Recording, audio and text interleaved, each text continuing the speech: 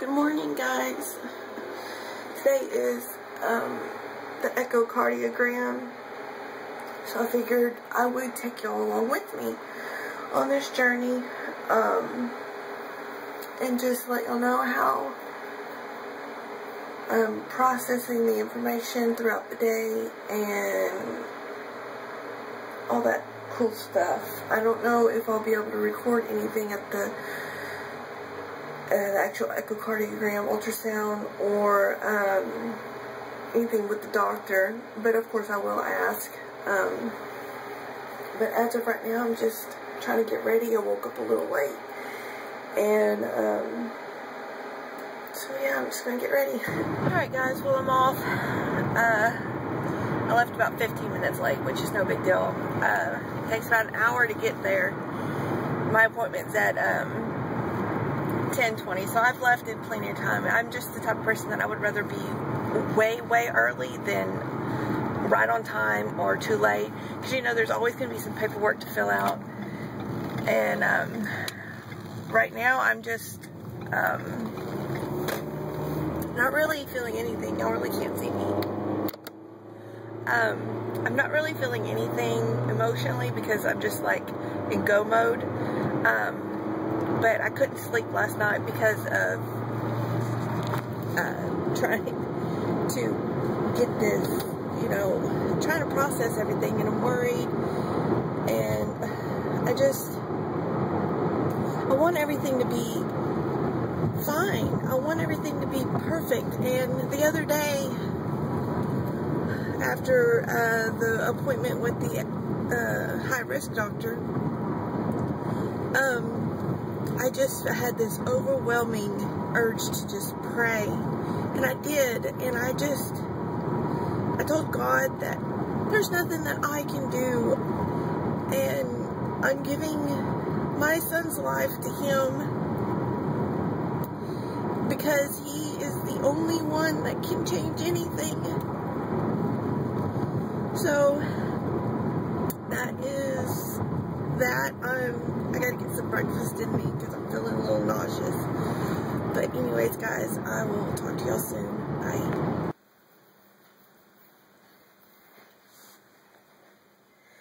So I'm home.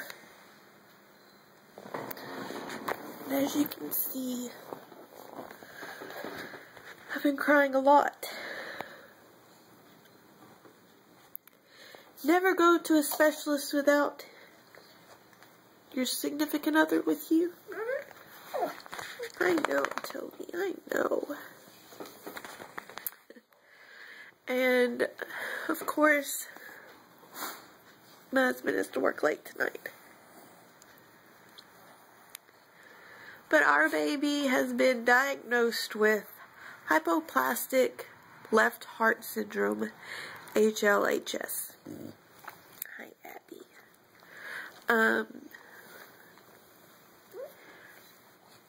Basically, only half of his heart is functioning properly. There's just so much information that, was given to us, or me, that I have to translate to my husband. There are surgeries provided for this condition. I'm having major deja vu right now. There are 3 surgeries that are offered at this point. One will be done at 4 days old, which is called the Norwood surgery. And basically, I don't even remember, guys. I don't even remember. There is an 85% survival rate for this surgery. After that surgery, he will go at 4 months. He can go through the next surgery with the Glenn surgery.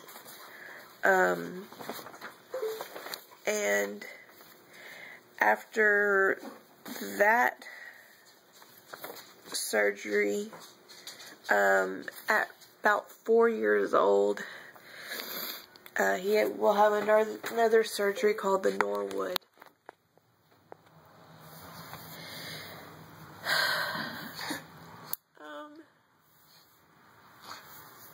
The doctor, you know, he gives you all this information, and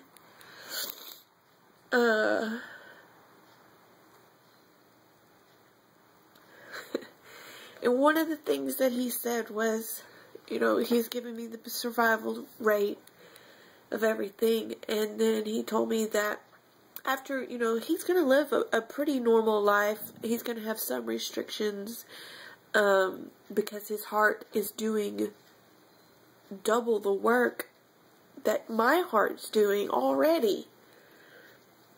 And basically told me that he has a life expectancy of into his maybe his 30s. And all I heard was, "You're gonna bury another child."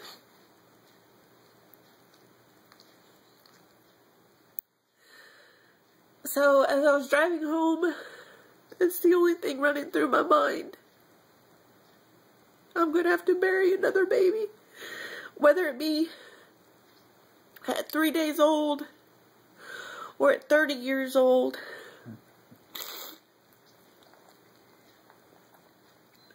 I'm gonna outlive my baby, and that's after already losing my son. I'm already grieving the loss of my second son.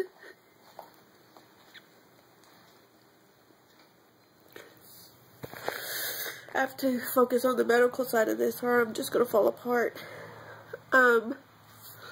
About 1 in 5,000 babies in America is born with this. They want me to go through some genetic screenings. I did get the results of my panorama once I got home, which was negative.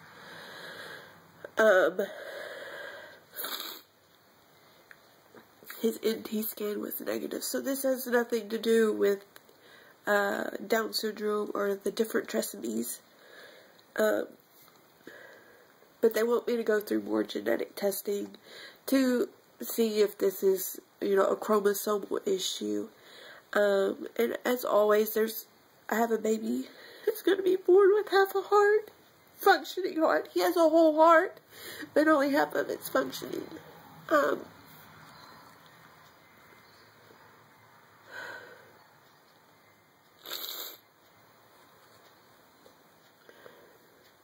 There's a chance that it could happen again. The doctor told me it's like 1 to 3% chance that another baby could be born. You know, I could have another baby with congenital heart defects, disease.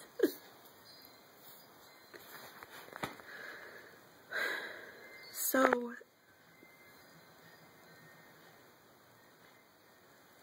me and my husband have a lot of things to discuss. The doctor was telling me, you know, some parents opt to terminate their pregnancy when they find this out, which I will not do. I will not kill my baby.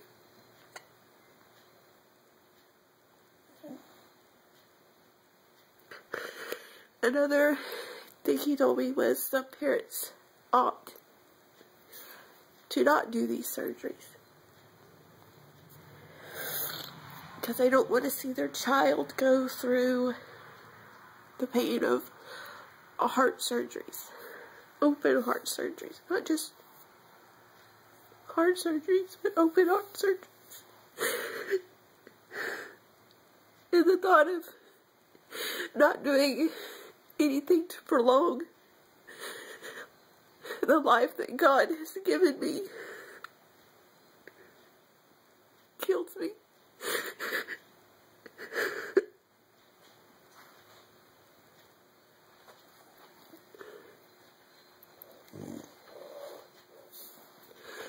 So when my husband gets home tonight, we're gonna go over all this again.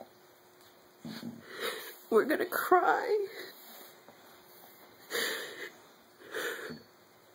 But ultimately, in my heart,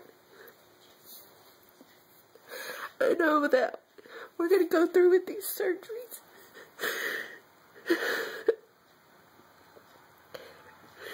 And we're going to give our child the best life that we can give him.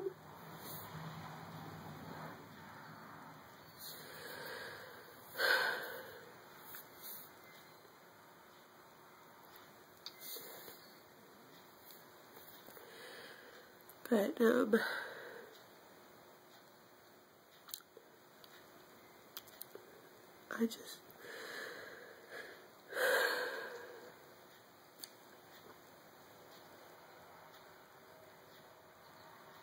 I don't know, but I want to share my side of the story,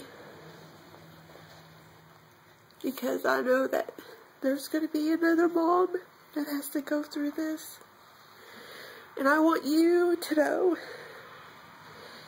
that with everything that we're thrown, we have to be ready for it. I'm just thankful that we have a head start on this, and that if I can make it through everything that I've made it through, you can too.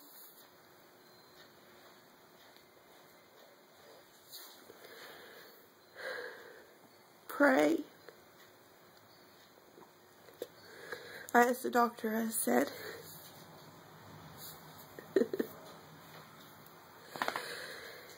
so you're telling me that I'm going to have to bury another child,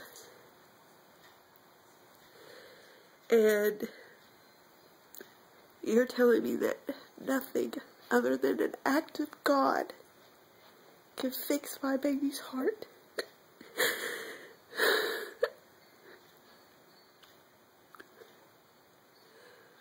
I know that some of you might want to, I know,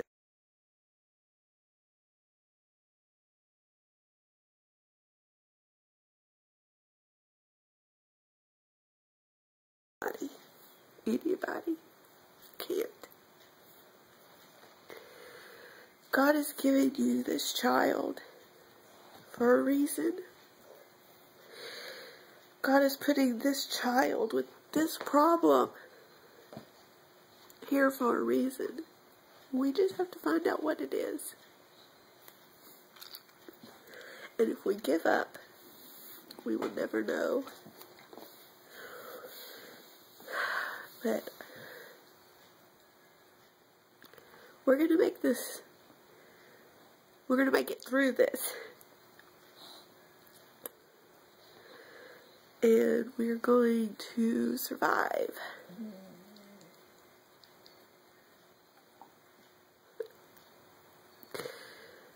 We can't, as my friend told me,